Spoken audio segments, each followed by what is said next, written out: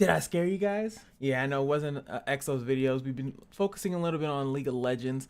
But of course you guys know I did see it. I see it. I'm not blind. Core reverse of Scarlet is now here, so we must talk and discuss about this.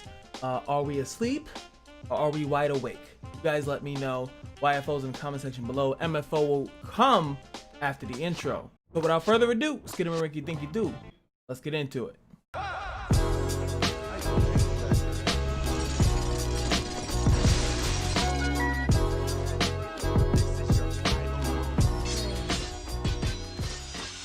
Now, Nika was underwhelming. Well, you guys already know in the month, I think on the Sundays, I think there's like, I think 2. So this should be this one, and then there should be another one within the month. That's just kind of how they do it. But we were talking about, I forgot what video it was, that, you know, when they did a core reverse, I think it was for Glenn. I said that means that the other summer characters are going to get blessed. So this is kind of, I've been pretty good on my prediction diction, you know. I was kind of like, you know what, that makes sense that they're going to start going back with the more underwhelming fake cores to make them seem a little bit more better. So which this is cool and all, but obviously more importantly that's going to mean FC Jin is going to be better later on, probably in a couple months. And you know, that's more what I care about, the fake cores that I actually like and think look cool. But is this character as good as FC Glenn? Because I think Glenn's redo or core reverse was actually really good, and I would like to tell you that the answer is no. She does get the new thing called Baptisms by Fire. You guys already know how the summer core reverse works. If they get hit with an ice move, they'll get attack buff, which is pretty spicy and long, and there's a bunch of stuff that count as buffs nowadays.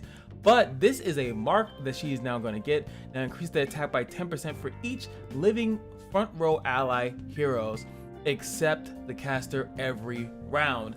Now I'm saying that this is bad just because it's like for each front row ally every round. So when the round starts, depending, like, so what this is like, let's say if you were doing, which you wouldn't do, but let's say if you were to do like Scarlet in the back and then 4 in the front, you know, let's just, you know, I guess these things haven't changed, right? Everything else is the same, and you know, whatever. So we can easily go look at this. You guys already know that there's formations. It's not like that big of a thing.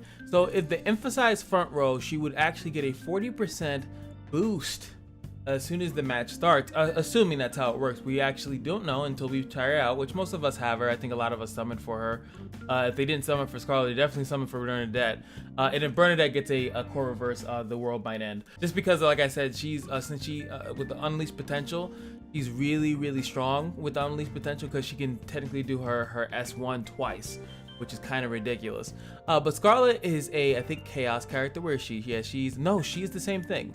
So she's actually a warrior. So the warrior, when you unleash potential warrior, you could get that. I'll just put her in there for a sec. So 40% attack. If this is how it works, the round starts, she gets it.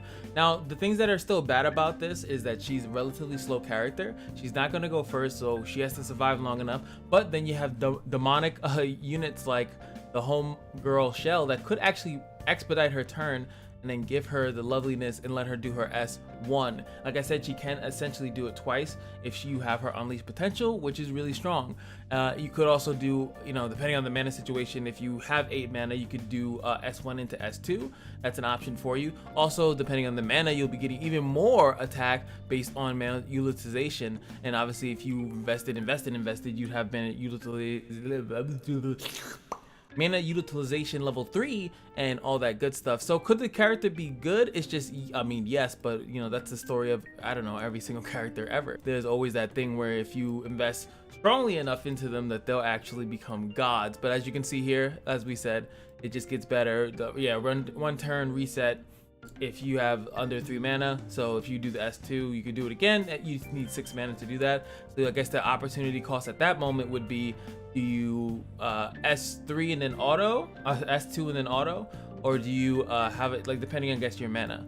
And then you can also get this lovely thing where I think you gain mana. Yeah, gains mana to self when the round starts, which actually wouldn't be too bad with this whole combination that we're talking about. Outside of Shell giving her a turn, you know, since she would be in the grandest of thing, but it's only 40%, and then you have a bunch of tanks to hopefully keep her alive. But it's more realistic. What I was kind of saying is that most of the time when you're doing team comps, you're not running 4-1. Usually it's not like that. I think the most common is usually the front row, this one or this one. The balanced ones are the more common ones I think that most people see. I think the 20% or 30% are the ones that you see more often. Very rarely we'll see a this one, which would be the 10% gain. It's just really weird. Obviously, again, I feel like either they're just trying to make the characters a little bit better, but as we, or at least maybe I might be overstepping my bounds here, but I feel like they're balancing stuff specifically for tag. This has no real crazy bearing in PvE. It actually kind of does because there's no cap on it. As we can read here, there's no announcement or anything like that of an actual cap. So there's no, come on, scroll. Like it says, 10% attack per round, every every round for each living front row. So obviously as they die also, she won't get anything from that either. Maybe a reviver might be a smart thing to do, revive before the round ends and then starts over. So I guess that's how that would work. There's, so that makes, either super tanky or revivers, and she'll keep getting attacked. So infinitely, this is what we're gonna have to test. And when I say us, I mean me. I'm just gonna bring her into a basic scenario, and I'm gonna let the attack run up and see if there's actually a cap to how much attack she's able to gain.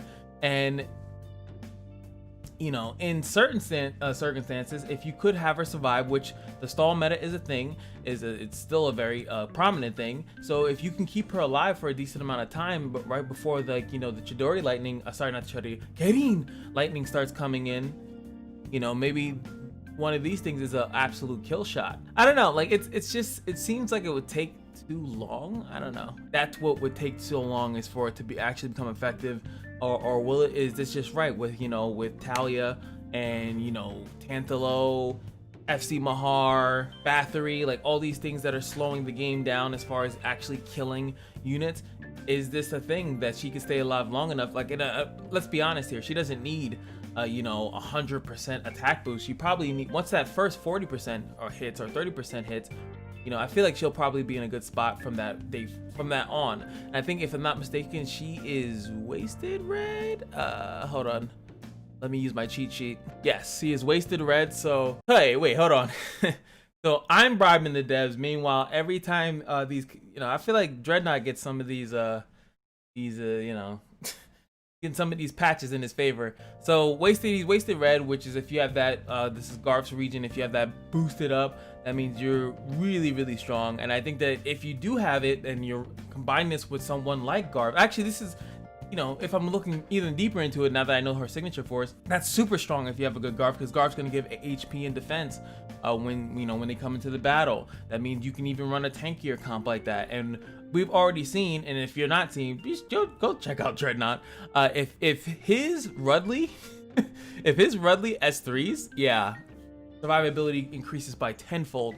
Especially if you're using FC Valar. That could be your front line right there. Just Garf and FC Valar. And maybe throw another one in the front if you really want to, and then you have Rudley in the back, Rudley S3s, because he's a relatively fast character, and then boom, there you go. Maybe you go wasted red, Valar, wasted red, Garf, Valar in the front, and then you run possibly Annie Rudley, and to give Rudley the ability to pop off as soon as his turn hits. And then he can't take any damage, so you can't like affect him for the first few turns, and then you pop that off and then you're good. Especially with a lot of people right now running Dorka Unleashed Potential with her S1, and then she immediately binds people so you can't gain any mana. A lot of possibilities. I still overall think that maybe if you have the wasted red account, then you're like, woo, hallelujah. But a person like me, this is not anything that's going to be technically that feasible. For a person like me and anyone else that doesn't have a high wasted red account, a signature force wasted red account, I think that you're going to be looking more to utilize this for PvE more than not, because then you'll be able to sit there, have her survive for a long time, and then possibly start nuking, especially these bosses. Like for people that don't have like an FC Deva or something like that, if she were to get really, really high attack and then crit, yeah, that'd be absolutely stupid. If I'm not mistaken, she is a higher crit. Is she one of the higher crits? Because she's like, well, she's not a mage category, but anywho, you guys already know, that's MFO. YFOs in the comment section below. What do you guys think about FC Scarlet Core Reverse? If you don't have her, do you think that she's worth summoning for? That's a big contest? Whatever, you know what I mean. It's a big debate that's going to be coming, because a lot of the times the Core Reverse is like, oh, I have that character, that's cool. But like for me, FC Luke and FC Zagaza, and you know, it makes me like, maybe I should summon for that because I don't have it, and this is a really good investment. And again, this is also going to put into the, before I know I'm talking a lot, but it's going to furthermore say maybe don't summon for characters when they first come out. Just leave them alone. If as we went through the Blooming Sunday and now we're going through the Synergy, why not leave these characters alone? They'll be deemed they'll be deemed not as popular, not as good, and then the devs will then say, hey, let's make an FC for them. Because Scarlet, even though I think most people would actually agree that she was outside of the golds one of the best ones in there. They buffed Glenn first, gave Glenn a very strong one. They gave Scarlet a decent one, but she was technically the best because she has an AoE, you know, pretty much stun if she has a buff attached to her. And then now she's going to be doing damage, AoE stun that does damage if, you know, if the rounds keep going on and on and on. And as long as she has 3 mana, she can keep doing that. And obviously with a person like Glenn or anyone, like Rudley, giving her a buff that's sustainable forever, pretty much. Same thing with if it's FC Brooke, and or just Talia's buff also would be pretty good too. Again, you have options, and that's what makes a game good, when you have options. So anywho, hope you guys are enjoying the League of Legends content as well, and hope you guys are still enjoying the Exos content. I just don't want to force myself to do an Exos video if there's nothing exciting to do or anything like that. So when it's a content drought in this game, I will be making content for other games to, I don't know, not bore myself to death. Like, comment, and subscribe, and just remember that every day at the Kashino is your lucky day, and I'll see you guys in the next video. Peace.